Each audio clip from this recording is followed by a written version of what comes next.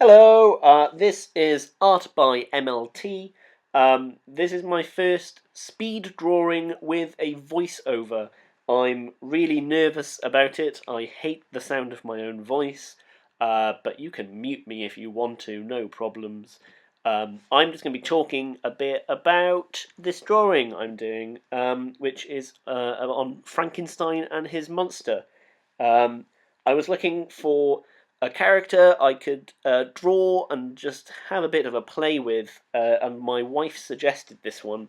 I think it was really fun because I've been looking at different styles of illustration recently, especially like cartoons, and I wanted to try and cartoonify um, my style a bit. So I've been practicing with different face shapes, and I wanted to just play around a bit, really. I've also been practicing my form, which is very, very important, I think. I really like drawing people, and so form, I think, is very important for a sort of comic illustrator because I like drawing people. I need to be really good at it. So it needs to be something that I can try and perfect. So in this drawing, I drew Dr. Frankenstein and the monster. Dr. Frankenstein I found quite easy to draw. I tried to make him quite thin and sort of skinny, as if he'd been really struggling and stressed and afraid. And I think that kind of comes out pretty well. I'm quite happy with him. Um, I'm now drawing the monster, and I spent a long time before turning the camera on getting the right form for him. What I mean by form is um, the sort of basic shape that you can see, which I've roughly rubbed out, but you can still kind of see it where I've drawn in the torso and where the head will be and where the limbs will be and their general sort of direction. Um, and I think it's really important to get that right before doing the actual drawing yourself, because if you then mess up a bit, you've done that. If you mess up while doing the actual picture, if you realise the leg is in the wrong place, you have to do a lot of work to fix that. Whereas if you can iron out problems like that really early on, it can really help. So this one I was struggling with because his torso didn't really seem dynamic enough.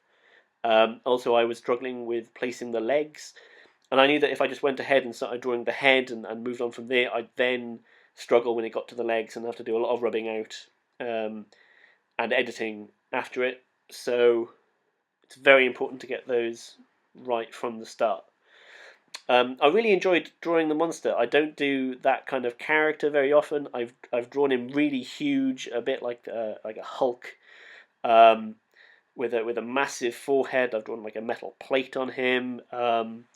It was really fun, and then also just like drawing loads of uh, scars and stuff. It gave a lot of definition to his body, which is mostly muscle, and it's quite hard, I find, to fill that up. And I really like.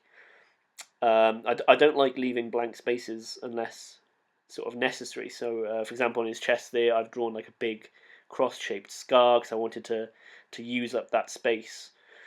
Um, but he was, yeah, quite fun to do. I've drawn him wearing just trousers and a cloak, like a sort of bed sheet as a kind of cloak, because I wanted to show this really muscular build, which I like drawing. It's really fun to do, especially for him because he's just massive.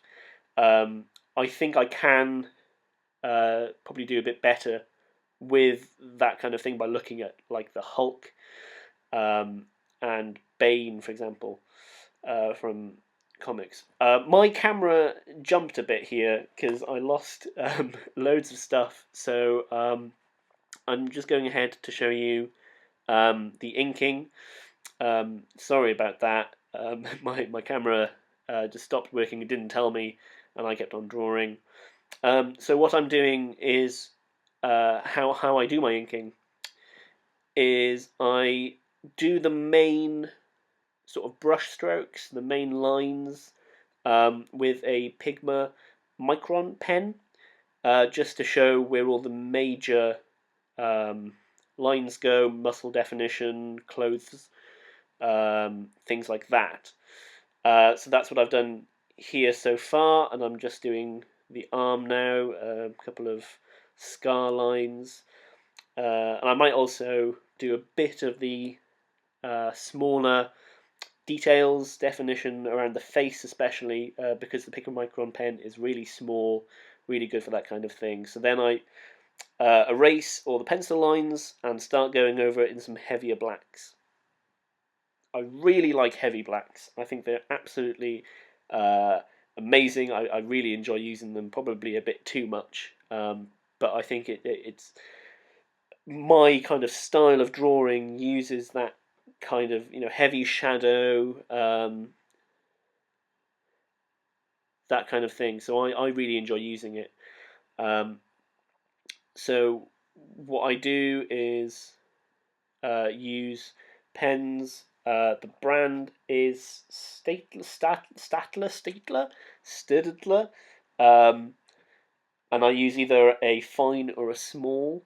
Um, and what I'm actually doing with the faces here is something I've picked up from looking at a lot of Brian Hitch, who's a very good comic artist, and he puts some of the face in shadow most of the time. And I can't do it nearly as well as him, and it is kind of not exactly stealing, because I think that's how you develop a comic style. You look at people other artists that you enjoy, and you learn from them. So one way I was learning to add definition to faces was to add in this shadow, um, which I think just it makes the face seem a bit more dynamic and realistic, but also I say realistic, quite cartoony, but yeah. Anyway, yeah. So my camera again started to go on the fritz, and is that the phrase? I don't know. It stopped working again anyway. So I'm gonna cut just to the final product, which I got through to without realizing my camera had stopped. But I hope you found some of this useful. Feel free to subscribe or like or put a comment, or anything like that. Thanks for watching. I hope you enjoy the finished product.